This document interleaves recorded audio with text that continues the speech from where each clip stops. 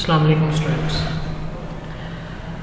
हम लोग अपने फ़िज़िक्स के फ़र्स्ट चैप्टर का स्टार्ट करने जा रहे हैं और हमारे फ़िज़िक्स का जो फर्स्ट चैप्टर है that is introduction to physical quantity and measurement, यानी हम इसमें फ़िज़िकल क्वांटिटीज़ के बारे में पढ़ेंगे और देन उनकी मेजरमेंट जो है उनको मेजर कैसे करते हैं, उनको मेजर करने का तरीका क्या है, कौन कौन से इंस्ट्रूमेंट हैं जिनको हम यूज़ करते हुए उन क्वांटिटीज़ की मेजरमेंट कर सकते हैं। तो इसको स्टार्ट करने से पहले हम लोग इसमें थोड़ा सा एक कॉन्सेप्ट देख लेते हैं। आपने प्रीवियस बुक के अंदर साइंस की डेफिनेशन पढ़ी होगी। साइंस बेसिकली ये एक लैटिन वर्ड है जो निकला है कहाँ से, साइंटिया से, और साइंटिया का मतलब क्या होता है, नॉलेज, यानी एक ऐसा नॉलेज जिसको आप लोग ऑब्जर्वेशन से, कैलकुलेशन से और एक्सपेरिमेंटेशन से ऑब्टेन करते हैं, that knowledge is called science. मैं दोबारा इसको रिपीट कर देता हूँ। हम लोग ऑब्जर्वेशन से, यानी जो हमारे डेली के मुशाहिदात होते हैं, मसलन हमारे पास अगर एक रूम है तो उस रूम के अंदर कलर वेरिएशंस क्या हैं, उस रूम के अंदर जो हमने ऑब्जेक्ट्स रखे हैं उन ऑब्जेक्ट की लेंथ, विड्थ, हाइट, वो क्या है, उसका वॉल्यूम, एरिया, टेम्परेचर, वहाँ पे क्या है, ये सारी हमारी ऑब्जर्वेशंस है। देन बात आ जाती है कैलकुलेशंस की और एक्सपेरिमेंट्स की। तो हम लोग अगर उनको कैलकुलेशन और एक्सपेरिमेंटेशन के ज़रिए हम लोग अपने नॉलेज को थोड़ा सा मेंटेन करें तो ये नॉलेज हमारा क्या कहलाता है, साइंस कहलाता है।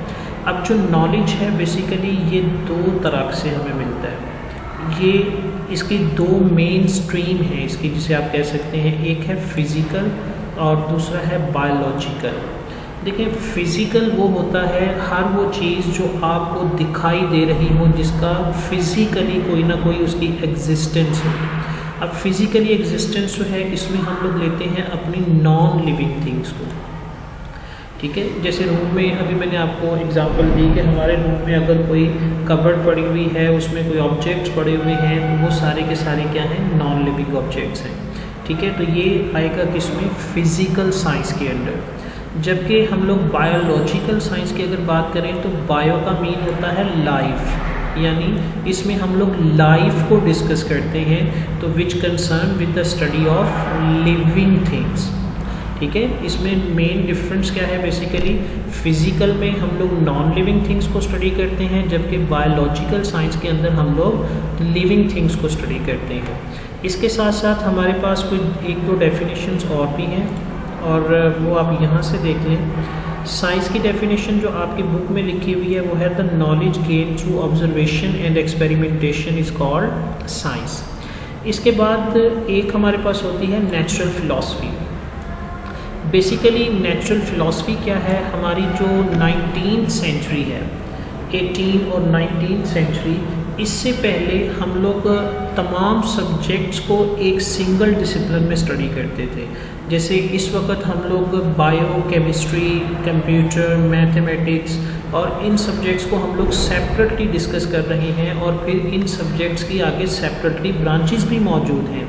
लेकिन बिफोर 18 और 19th सेंचुरी उस वक्त क्या होता था, हमने इन जो हमारे जो ये सब्जेक्ट्स हैं इनको हमने इतना वास्ट डिस्कवर हमने इनको नहीं किया था, इनमें जो डिस्कवरीज थी वो इतनी वसी नहीं थी, जिसकी वजह से हम इसे एक सिंगल डिसिप्लिन में, मतलब एक सब्जेक्ट के अंदर हम लोग डिस्कस करते थे, जिसे आप लोग क्या नाम देंगे, नेचुरल फ़िलासफ़ी। अच्छा, उसके बाद ये मैंने आपको अभी समझा दिया है कि हमारे पास मेन स्ट्रीम कौन से हैं नॉलेज के, वो दो हैं, एक फ़िज़िकल साइंस है और दूसरी हमारे पास बायोलॉजिकल साइंस है। अच्छा, देन अगर हम बात करें फ़िज़िक्स की, चूँकि मेन सब्जेक्ट हमारा कौन सा है, फ़िज़िक्स है, हम लोग ये सारी चीज़ें फ़िज़िक्स के अंदर डिस्कस करेंगे। तो बच्चे, फ़िज़िक्स जो है इसकी डेफिनेशन है study of matter and energy and their interaction, यानी हम फिज़िक्स के अंदर बेसिकली दो चीज़ों को स्टडी करेंगे, एक मैटर को और दूसरा हम एनर्जी को, और तीसरी जो चीज़ होगी वो इन दोनों का आपस में बाहमी ताल्लुक़ होगा। इसकी एग्जांपल मैं आपको कुछ इस तरह से दे सकता हूँ कि आपके घर में फ़ैन मौजूद है। अब फ़ैन बेसिकली हमारा क्या है, मैटर। और इसको अगर हमने चलाना हो तो इसको हम लोग एनर्जी प्रोवाइड करते हैं in form of electricity, electrical energy हम इसे प्रोवाइड करते हैं। अब देखें, अगर इलेक्ट्रिकल एनर्जी आपके पास मौजूद हो और फ़ैन मौजूद ना हो तो उस इलेक्ट्रिकल एनर्जी का फ़ायदा ही नहीं है। अगर आपके पास फ़ैन मौजूद हो यानी मैटर मौजूद हो और इलेक्ट्रिसिटी, इलेक्ट्रिकल एनर्जी मौजूद ना हो तो फिर उस फ़ैन का भी कोई फ़ायदा नहीं है। तो मैटर जो है बेसिकली विदाउट एनर्जी और एनर्जी विदाउट मैटर ये एग्जिस्ट ही नहीं करते। तो हमने क्या करना है, इसमें दोनों को कंबाइन स्टडी करना है और इनकी इंट्रैक्शन को भी स्टडी करेंगे। अच्छा, फिर इसके बाद जो हमारे बेसिक डिसिप्लिन है फिज़िकल साइंस के, जिसे हमने यहाँ पे भी पढ़ा है कि हम इसमें नॉन लिविंग थिंग्स को जो है वो स्टडी करते हैं। तो फिज़िकल साइंस के जो बेसिक डिसिप्लिन यानी जो इसकी बेसिक ब्रांचेस हैं वो कौन कौन सी हैं? एक तो है फिज़िक्स, दूसरी केमिस्ट्री, तीसरी एस्ट्रोनॉमी। अच्छा, ये एस्ट्रोनॉमी जो है ये इल्म फल्कियात होता है जिसमें हम लोग गैलेक्सीज को, स्टार को, मून को, अर्थ को, अपने सोलर सिस्टम को, मेट्रॉइड्स को, इन चीज़ों को हम लोग स्टडी करते हैं। इसके बाद जियोलॉजी, जियोलॉजी मतलब जिसमें हम लोग अर्थ के बारे में स्टडी करते हैं, जो अर्थ का स्ट्रक्चर है उसके बारे में हम लोग स्टडी करते हैं। और थर्ड पे है मेट्रोलॉजी। ठीक है, ये हमारी कुछ मेन डिसिप्लिन्स हैं इसमें। अच्छा, इसमें हम लोगों ने बेसिकली अभी जो हमारा टॉपिक है वो है रोल ऑफ फिज़िक्स। हमने फ़िज़िक्स को स्टडी करना है कि फ़िज़िक्स का हमारी डेली लाइफ में रोल क्या है। तो बच्चे आप लोग देखते हैं कि हम लोग आज अपने घरों में लेटेस्ट टेक्नोलॉजी हम लोग यूज़ करते हैं, लेटेस्ट टेक्नोलॉजी। ठीक है, तो वो लेटेस्ट टेक्नोलॉजी कहीं ना कहीं उसकी जो कह लें रूट्स जो हैं वो फ़िज़िक्स से रिलेटेड हैं। जैसे द टेक्नोलॉजी अगर हम डेफिनेशन करें तो बेसिकली ये एप्लीकेशंस होती हैं साइंटिफिक प्रिंसिपल्स की। और इसके बाद जो हमारी मॉडर्न टेक्नोलॉजी है इसमें काफ़ी रोल जो है, मतलब 99% रोल आप कह सकते हैं कि वो हमारा किसका है? फिज़िक्स का। इसके एग्जांपल्स में आप देख सकते हैं कि कार, जो हमारे व्हीकल्स हैं, जैसे कार हो गई, बस हो गई, ट्रक हो गया, और हैवी व्हीकल्स, एरोप्लेन्स, ये सारे के सारे मैकेनिक्स, ये एक ब्रांच है फिज़िक्स की जिसके प्रिंसिपल पर ये सारे वर्क करते हैं। फिर हम लोग अगर रेफ्रिजरेटर की बात करें, पुराने वक्तों में लोग पानी को ठंडा करने के लिए मिट्टी के बर्तन यूज़ करते थे, लेकिन अगर वो लोग अब आए तो अब देखें तो हम उनकी निस्बत कई गुना ज़्यादा फैसिलिटेट हैं रेफ्रिजरेटर के ज़रिए। और ये रेफ्रिजरेटर जो है ये किसके प्रिंसिपल पर वर्क करता है? प्रिंसिपल ऑफ थर्मोडायनामिक्स, यानी इसमें हीट को हम लोग डिस्कस करते हैं। उसके बाद हमारे पास पुली जो है ये हैवी वेट को जो है वो लिफ्ट करने के लिए हम लोग यूज़ करते हैं। फिर इलेक्ट्रिसिटी, अब इलेक्ट्रिसिटी का यूज़ मेरा नहीं ख्याल कि आप लोगों को बताने की ज़रूरत है। इलेक्ट्रिसिटी आज के दौर में ये हम पार्ट ऑफ लाइफ बन चुकी है कि हम लोग इसके बग़ैर गुजारा करना हमारा मुश्किल है, क्योंकि हमारी 99.99% जितनी भी अप्लाइंसेज हैं वो सारी की सारी इलेक्ट्रिसिटी पे वर्क करती हैं। और इलेक्ट्रिकल एनर्जी को हम लोग क्या करते हैं, ना सिर्फ लाइट एनर्जी में कन्वर्ट करते हैं बल्कि उसे हम लोग हीट एनर्जी में भी कन्वर्ट करते हैं। अच्छा, इसके बाद हम लोग इसको मैकेनिकल एनर्जी में भी कन्वर्ट करते हैं। जैसे आप देखें आपके घर में जो इलेक्ट्रिकल मोटर्स हैं जितनी भी, वो सारी की सारी इलेक्ट्रिकल एनर्जी को यूज़ करती हैं और उसको वो कन्वर्ट करती हैं किसमें? मैकेनिकल एनर्जी में, यानी मोशन के अंदर। देन हम लोगों ने विंड टर्बाइंस बना ली हैं। जैसे ये एक विंड टर्बाइन है हमारे पास, और ये विंड टर्बाइन किस पर्पज़ के लिए यूज़ करते हैं? इलेक्ट्रिसिटी प्रोड्यूस करने के लिए। अच्छा, फिर इसके बाद है मीन्स ऑफ ट्रांसपोर्टेशन।